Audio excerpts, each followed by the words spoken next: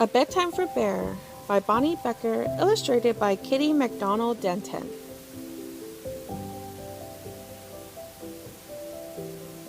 Everything had to be just so for a bear's bedtime. His glass of water had to sit on the exact right spot on his bedstand. His favorite pillow must be nicely fluffed. His nightcap needed to be snug. Most of all, it had to be quiet. Very, very quiet. One evening, Bear heard a tapping on his front door. When he opened the door, there stood Mouse, small and gray and bright-eyed. He clasped a tiny suitcase in his paw. "I'm here to spend the night," exclaimed Mouse with a happy wiggle of his whiskers. "Surely we agreed on next Tuesday," protested Bear. "No," said Mouse. "You most definitely said tonight." "Oh," said Bear. Bear had never had an overnight guest before. Guests could quite possibly mess things up and make noise, and Bear needed quiet. Absolute quiet at bedtime. Even so, Bear and Mouse enjoyed an evening in checkers and warm cocoa, and soon it was time for bed. "Remember, I must have absolute quiet," reminded Bear. "Oh, indeed," said Mouse. Bear set out his glass of water, adjusted his nightcap, fluffed his favorite pillow, and climbed into bed. It was very, very quiet. He closed his eyes. Bristol, Bristol, Bristol. Bear heard a noise. It was Mouse brushing his teeth. Ahem. Bear cleared his throat and reminded himself. "Most sorry," said Mouse. Bear closed his eyes again.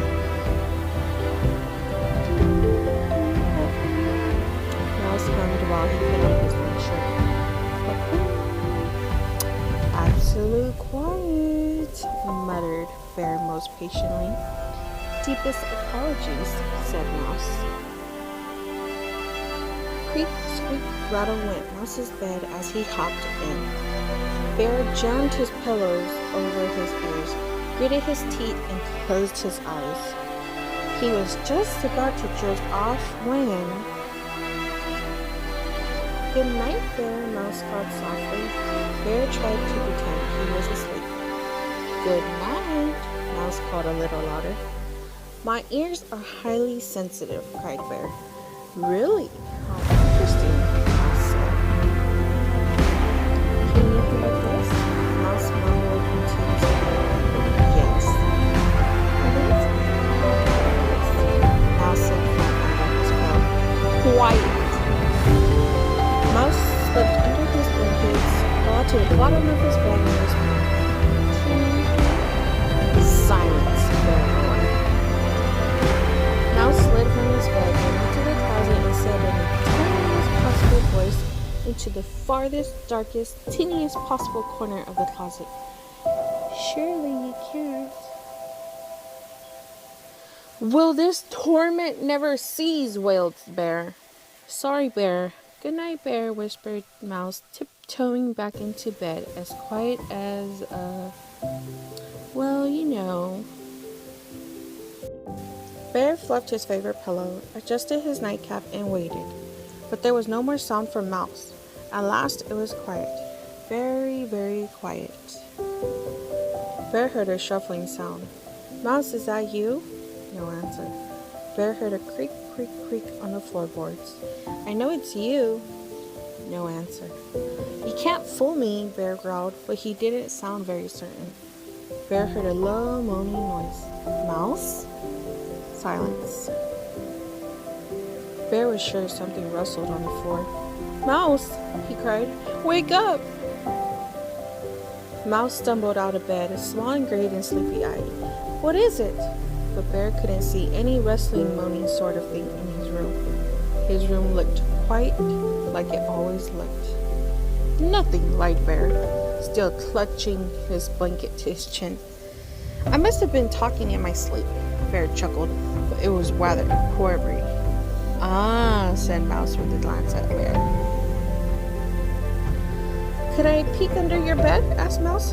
"Sometimes I like to check for things, you know." "Well, if you insist," said Bear. Nothing, said Mouse from under the bed. You'll want to check behind the curtains, I suppose, Bear said. All clear, declared Mouse a moment later. You'd better check the closet, offered Bear. Then you won't be the least bit nervous.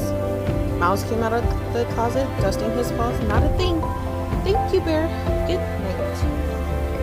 Wait, said Bear. You'll want a bedtime story, I expect, said Bear. For your nerves? For my nerves, said Mouse. Oh, indeed, I'm quite shaken.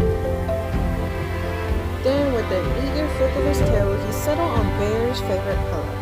And Bear told him all about the adventures of the brave, strong bear and the very frightened little mouse. Soon, Bear began to yawn. Mouse yawned too. Good night, Bear, said Mouse. Good night, Mouse, Bear mumbled. Then Bear began to snore loudly, but Mouse just smiled. And soon, Mouse and Bear were fast asleep.